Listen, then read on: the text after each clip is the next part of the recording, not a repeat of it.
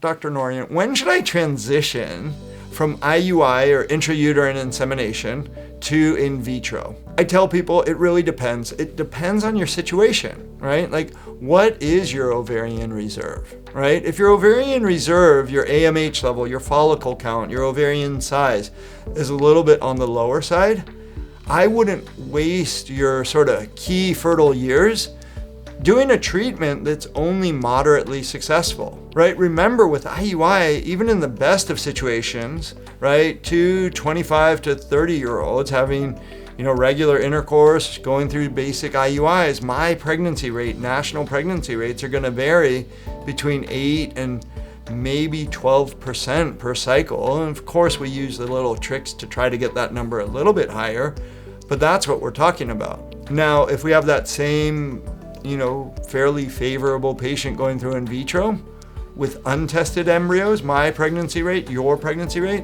it's going to be about 50%, 45, 50 plus percent for favorable patients. And if we have a chromosomally normal embryo, right? So if we do the PGT testing, that pre-implantation genetic testing with in vitro, my implantation rate, your pregnancy rates are going to be 65, almost 70%.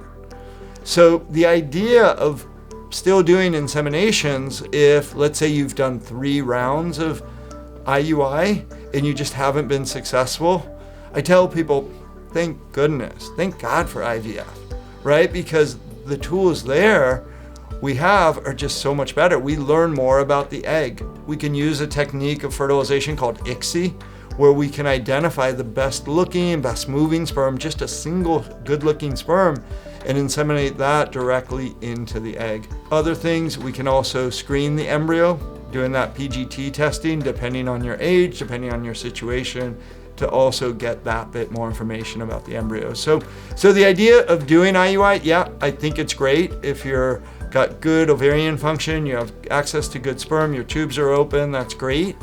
But don't do too many rounds, right? Because cumulative pregnancy rates after 3 rounds of IUI in a favorable patient is going to be about 25 to 30%, whereas doing in vitro, 1 round of IVF is going to be 50 to 65, 70%, depending on exactly what you do. So I hope that helps.